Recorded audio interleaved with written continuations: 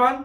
दोस्तों, राजस्थान का नोटिफिकेशन जिसके रिगार्डिंग आपको बहुत देर से वेट था वो अनाउंस हो चुका है। एक बार हम पूरा नोटिफिकेशन चेक करते हैं और डिस्कशन करेंगे कि कुछ जो डाउट्स हैं स्टूडेंट्स के, काफी देर से जो पोस्ट किए जा रहे थे कि एज क्राइटेरिया क्या है, सिलेबस क्या है, सब्जेक्ट्स कौन से हैं, आपका प्रेफरेंस क्या होना चाहिए पढ़ने के लिए, सारी डिस्कशन करेंगे। ये वीडियो सिर्फ नोटिफिकेशन के रिगार्डिंग ही नहीं है, रादर कुछ एडिशनल इंफॉर्मेशन है कि आप अपनी प्रिपरेशन कब से और कैसे स्टार्ट कर सकते हैं। हर चीज हम यहां पर डिस्कशन करेंगे। एक बार चेक करते हैं जो डेट है। अब दोस्तों, यहां पर एक जो प्रॉब्लम आ रही है, जो डिस्कशन का विषय बना हुआ है, वो है कि जो पहला अनाउंसमेंट था जिसमें 80+ सीट थी, अब इस बार क्या है, इट इज रिगार्डिंग 31 वैकेंसीज। ये चीज देखनी होगी कि नेक्स्ट जो फाइनल नोटिफिकेशन होगा उसमें टोटल नंबर ऑफ वैकेंसीज है कितनी। बट दोस्तों, हमें प्रिपरेशन बिल्कुल भी नहीं छोड़नी, हमें ये चलाए रखनी है, क्योंकि जब भी नोटिफिकेशन आएगा, जो फाइनल डेट्स अनाउंस होंगी, फॉर्म फिल करने का टाइम पीरियड होगा, अभी से ही you have to make sure कि आप प्रिपरेशन अच्छे से करें, ताकि जब भी ये फाइनल डेट्स अनाउंस हो किसी भी तरह की प्रॉब्लम ना आए प्रिपरेशन के रिगार्डिंग। अब एक बार चेक करते हैं, नंबर्स देख लिए। 31 vacancies have been determined for the year 2021 up to December 21। वैसे जो माना जा रहा है कि जो पहले 80+ की अनाउंसमेंट थी प्लस ये, इसको क्लब किया जाएगा, मतलब टोटल नंबर्स जो होंगे दैट विल बी अराउंड 100+। ठीक है, बट हमें नेक्स्ट नोटिफिकेशन का वेट करना होगा। प्रेपरेशन के लिए वेट मत कीजिए, you have to start the preparation. Total number of vacancies 31, 14 out of which 4 posts for women, 4 out of which 1 post for women। ST के केस में 3 out of which nil post for women। दोस्तों, इसके regarding comments बहुत आते हैं कि division क्या है, किस कैटेगरी में कितनी वैकेंसीज हैं। आप इसको ध्यान से देखिए, 6 out of which 1 post for women OBC के केस में। ठीक है, ईडब्ल्यूएस के केस में क्या है, 3 out of which nil post for women। ठीक है, MBC that is 1 out of which nil post for women। Special abled का भी एक मार्क है, out of 31 vacancies 1 post for this particular category. ठीक है, यहां पर एक नीचे डिटेल दी हुई है, that is the reservation for widow and divorcee will be in the ratio of 80:20 as per rule 10 clause 3 of RGS rules 2010। ठीक है, अब दोस्तों यहां पर यह है कि नोटिफिकेशन आया, आपको नंबर ऑफ वैकेंसीज का पता चला, जल्द ही डेट अनाउंस होगी, कब से फॉर्म फिल करने हैं, तो हमें टाइम बिल्कुल भी वेस्ट नहीं करना। बट कुछ क्वेरीज, ठीक है, कुछ जो क्वेरीज जो मैं कमेंट्स एक्सपेक्ट कर रहा हूं, दैट इज रिगार्डिंग अपीयर कौन कौन हो सकता है, मतलब इस एग्जामिनेशन के रिगार्डिंग कौन कौन अपीयर हो सकता है। दोस्तों, अगर आप फाइनल ईयर स्टूडेंट हैं, आप भी फॉर्म भर सकते हैं, बट ध्यान रखिए जब भी नोटिफिकेशन आता है उसमें सारी डिटेल्स इसके रिगार्डिंग स्पेसिफाई की होती हैं, किस डेट तक क्लियर होना चाहिए। ठीक है, इस केस में जो अपीयरिंग स्टूडेंट्स हैं फाइनल ईयर के, they can fill the form, but आप फाइनल नोटिफिकेशन एक बार जरूर चेक करेंगे।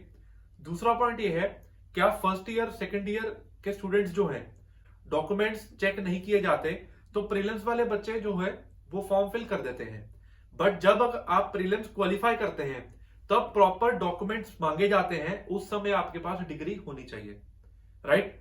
तो उस हिसाब से एक और क्वेरी रहती है, that is regarding bar council में रजिस्ट्रेशन क्या मैंडेटरी है। दोस्तों, ऐसा है कि जो बार काउंसिल है, आप जब किसी भी स्टेट की बात करते हैं या बार काउंसिल ऑफ इंडिया की बात करते हैं, आप इस चीज को समझिए कि जो भी नोटिफिकेशन आता है वहां पे लिखा जाता है हैव पास्ड लॉ। ठीक है, सेकंड सिटीजन ऑफ इंडिया। ठीक है, तो यहां पर रजिस्ट्रेशन की कहीं पे बात नहीं होती। दैट मींस जिस भी स्टूडेंट के पास डिग्री है, लॉ पास की है, ही और she can appear for the examination. ठीक है, आप अगर वीडियो ये आज देख रहे हैं, जस्ट चेक द डेट। अगर आप फ्यूचर में देखेंगे, if there is any change, तो आप इसी चैनल पे you can just check the later videos.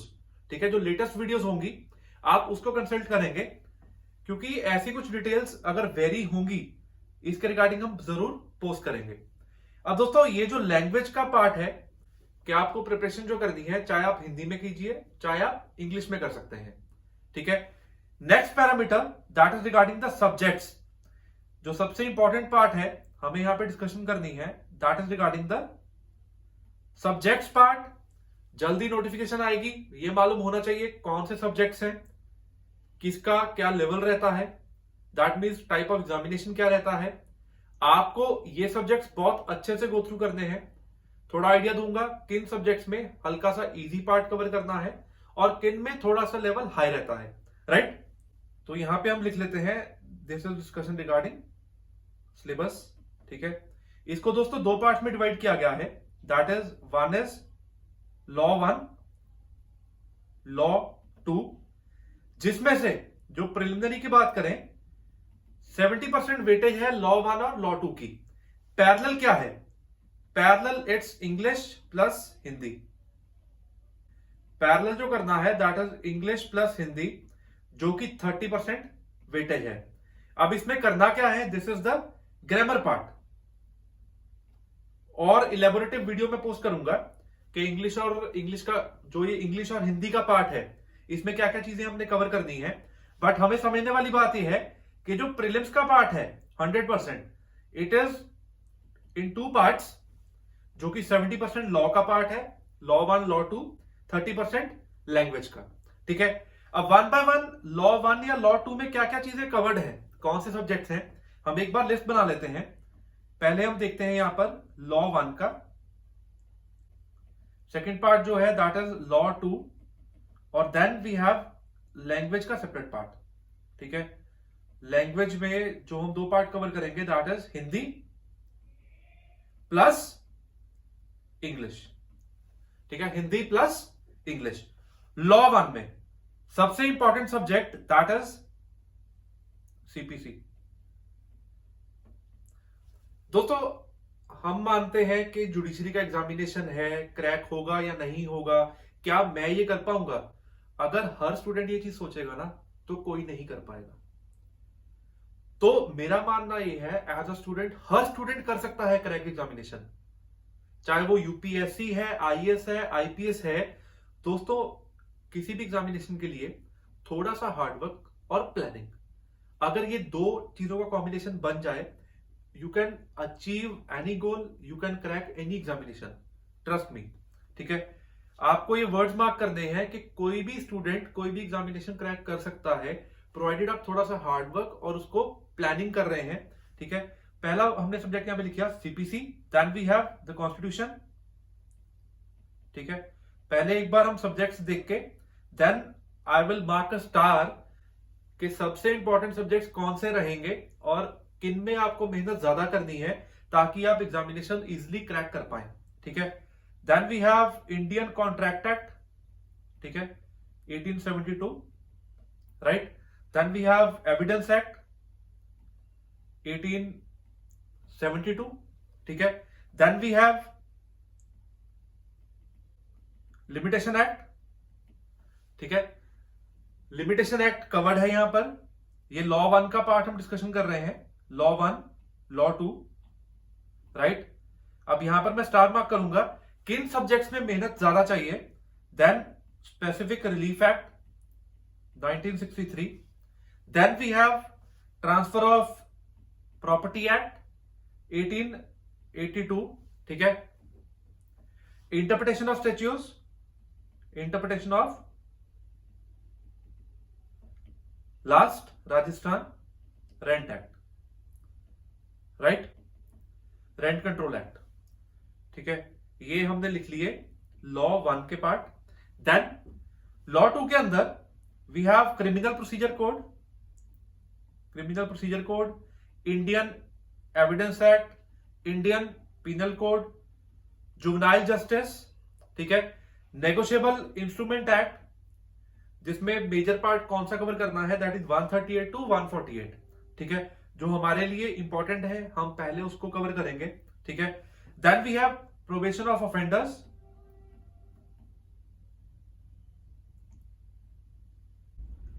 Probation of offenders act, then जो लास्ट है that is DV act, domestic violence act 05।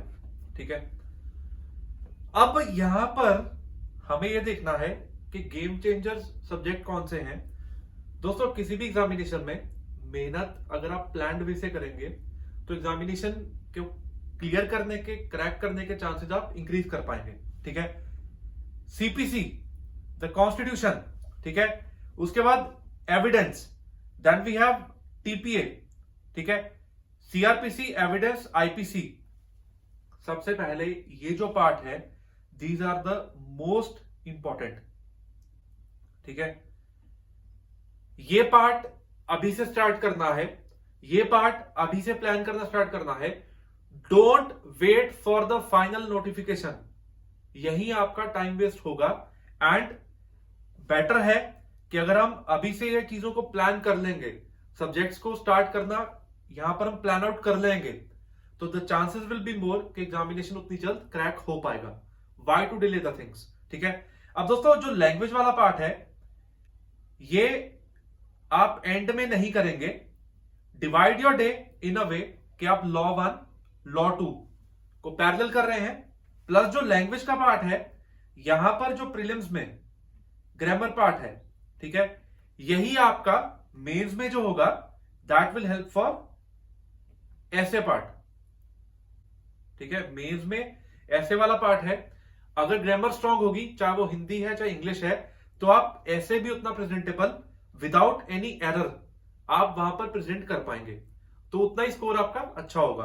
और दोस्तों यहां पर जो ये स्पेसिफिक सब्जेक्ट्स हैं, ठीक है, स्टडीज की तरफ से ये जो सब्जेक्ट्स हैं सारे के सारे कवर किए जाएंगे, जिसमें एक दो सब्जेक्ट छोड़ के, ठीक है, we will be following the courses जिसमें CPC, constitution, contract act, evidence, limitation, specific relief, TPA, interpretation of statutes भी कवर किया जाएगा।